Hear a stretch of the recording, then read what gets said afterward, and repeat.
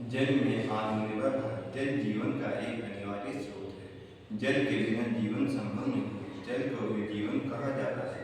भारत में जल विभिन्न तरीकों से प्रदूषित हो रहा है, जैसे फैक्ट्रियों से निकलने वाले गंदे कचरे और नालियों से जाने नालियों को गंदा पानी नदियों को प्रदूषित कर रहा है, जिससे जल बहुत बड़ी मात्रा में प्रदूषित हो रहा है।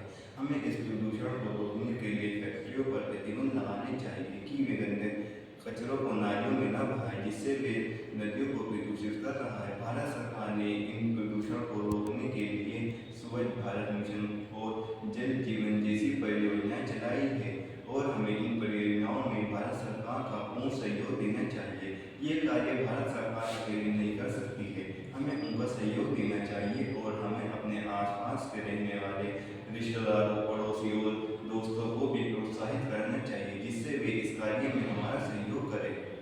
धरती की हरियाली और स्वच्छता को बचाने के लिए हमें पानी का बचाव करना चाहिए। पानी का बचाव करने के लिए घर के बर्तन वगैरह, जब बारिश होती है ड्रम में पानी को, बारिश के पानी को भर लेना चाहिए। उसे लंबे समय तक रखकर उसे अपने कामों में लेना चाहिए। और गाड़ी धोते समय गाड़ी में एक या दो बाल्टी का इस्तेमाल करें। उसमें ज़्यादा से ज़्यादा पानी ना डालें, इससे कुछ नहीं पानी का गलत इस्तेमाल होगा। और नहाते समय शावर पर 2 मिनट डालें और बाल्टी में पानी चलता हुआ ना छोड़ें, जिससे पानी का गलत इस्तेमाल होगा और पानी मिसयूज होगा।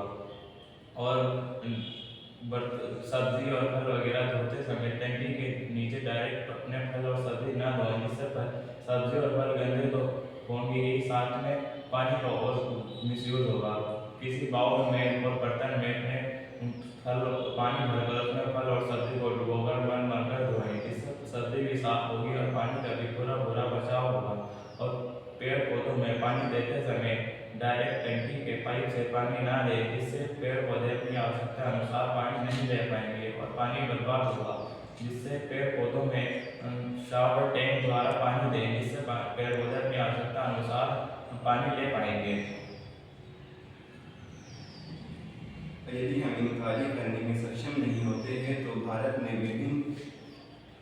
विभिन्न संकट उत्पन्न हो जाएंगे, जैसे भारत में भूजल का स्तर गिरने लगेगा और कृषि और सूखा और अकाल पड़ने लगेगा, जिससे कृषि को पानी की कमी उत्पन्न होगी, जिससे कृषि बर्बाद हो जाएगी और फसलें बर्बाद हो जाएगी तथा भारत में भूखमरी की स्थिति पैदा हो जाएगी। हमें इस स्थिति को बचाने के लिए और कृषि करने के लिए पानी की आवश्यकता होती है, परंतु भारत सरकार इस कार्य को अकेले करने में सक्षम नहीं हो रही है और हमें इस कार्य को सक्षम करना हमारे लिए अति आवश्यक है, क्योंकि ये इस कार्य के द्वारा ही पानी को बचाया जा सकता है।